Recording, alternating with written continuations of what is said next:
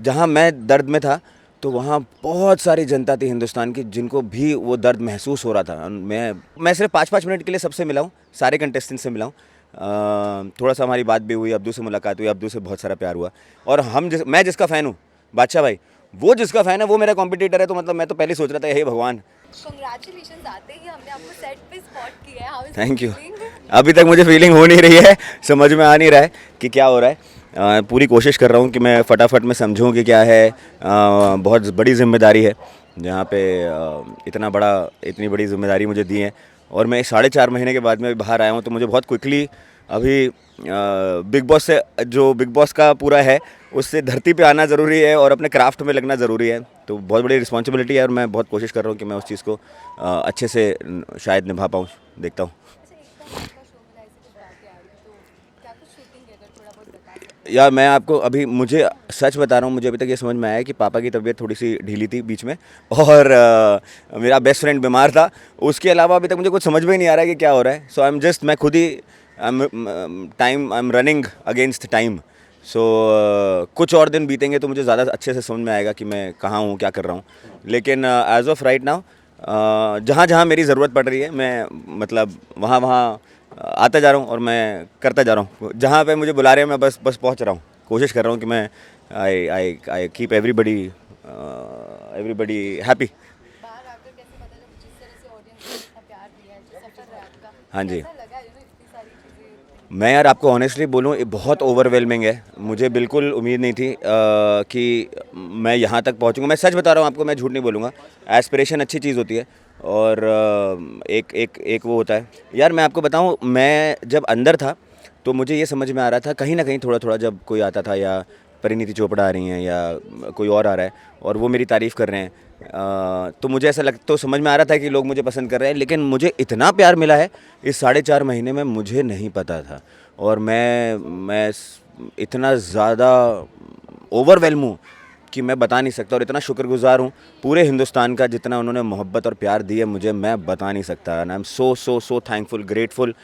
पूरे इंडिया का हाथ जोड़ के मैं बहुत धन्यवाद देता हूँ, क्योंकि आप लोगों ने मुझे इतना प्यार और इतनी मोहब्बत दी है, इतना मुझे मैसेजेस आए हैं। गेट वेल सून का मुझे इतना सारा आ रहा था, मुझे पता भी नहीं था कि अरे यार बाप रे, मेरी हेल्थ को लेकर कितनी चिंता हो रही थी लोगों को। और कल मैं फराह मैम की पार्टी में गया हूँ और मुझे वहाँ पे सच में जैसे गीता मैम, मम्मा थी गीता कपूर मैम, उन्होंने शायद 15 मिनट मेरे को हक करके वो खड़ी रहीं और वो बोल रही थी कि यार तूने मुझे रुला दिया। तो मुझे नहीं पता था कि जहाँ मैं दर्द में था तो वहाँ बहुत सारी जनता थी हिंदुस्तान की जिनको भी वो दर्द महसूस हो रहा था। मैं बहुत ग्रेटफुल हूँ यार, बहुत धन्यवाद देता हूँ ईश्वर को, सारी दुनिया को, कि आप लोगों ने बहुत सारी दुआएं दी, प्यार दिया। स्टैन की वीडियो पर क्या रिएक्शन है अरे वो तो हक है यार, क्या बोलता है वो, हक से जब मुझे पता चला था कि टॉप 5 में स्टैन भी है, मैं भी हूँ, तो मैंने सच में, मैं आपको बता रहा हूँ, बहुत ऐसे वंडर किया था कि यार एक इंसान है जिसके, जब वो एंटर हुआ था तब हमको पता था कि वो इतना बड़ा स्टार हो गया है, और मतलब स्टार है। और उसके बाद में उसकी जर्नी, बिग बॉस के फैंस अटैच हुए, जबकि उसके ऑलरेडी, और मैं जिसका फ़ैन हूँ, बादशाह भाई, वो जिसका फ़ैन है वो मेरा कॉम्पिटिटर है। तो मतलब मैं तो पहले सोच रहा था, हे भगवान, चलो शुक्र है टॉप 5 में तो आ गया। सो आई एम रियली ग्लैड यार। बहुत प्यारा बच्चा है, बहुत अच्छा लड़का है और मेहनती है। बाहर आने के बाद सखी से बात हुई, कैसे रहेगा मैं बॉन्डिंग फिर? मेरी एक्चुअली, मैं आपको बताऊं, कल मेरी सिर्फ हाई हेलो हुई थी, क्योंकि मेरे पास में ज़्यादा समय भी नहीं था। फ़रा मैम ने मेरे को बुलाया था और इतनी इज़्ज़त अफजाई करी उन्होंने, और मुझे पता चला कि जीनत अमान मैम और Simi Grewal ma'am wanted to meet me. और मैं लेट हो रहा था क्योंकि मैं कुछ और कमिटमेंट से आ रहा था, तो मैं भागा भागा वहाँ पे गया हूँ, क्योंकि मुझे पता चला कि वो मुझे पूछ रही हैं। और मेरे लिए इतना अनरियल था कि ये सब ऐसा मुझसे मिलना चाह रहे थे। आई मीन इमेजिन कि कैसा लगेगा। तो मैं सिर्फ 5-5 मिनट के लिए सबसे मिला हूँ, सारे कंटेस्टेंट से मिला हूँ।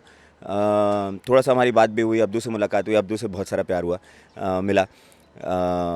लेकिन अभी तक उसके अलावा मेरे पास में, मुझे अभी टाइम ही नहीं मिला किसी से बात करने का। जस्ट लास्टली, खतरों को लेकर क्या कहना चाहिए? रोहित शेट्टी सर ने कहा है कि मैं क्या बोलूँ, मैं बहुत बहुत धन्यवाद देता हूँ रोहित सर का, कि वो आए बिग बॉस में, and I am so grateful, क्योंकि वो इतने स्वीट थे। करना मुझे यार अभी इस वक्त मैं कुछ भी नहीं बता पाऊंगा, क्योंकि मुझे यही नहीं पता कि मैं अभी कहाँ हूँ, क्या कर रहा हूँ।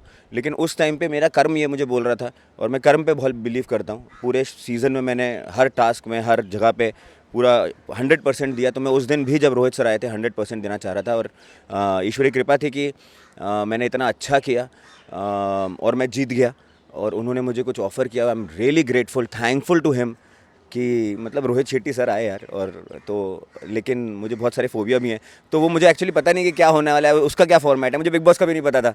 तो थोड़ा समझूंगा, जानूंगा, इतना बड़ा शो है।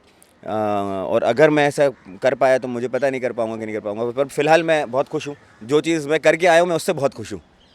Thank you.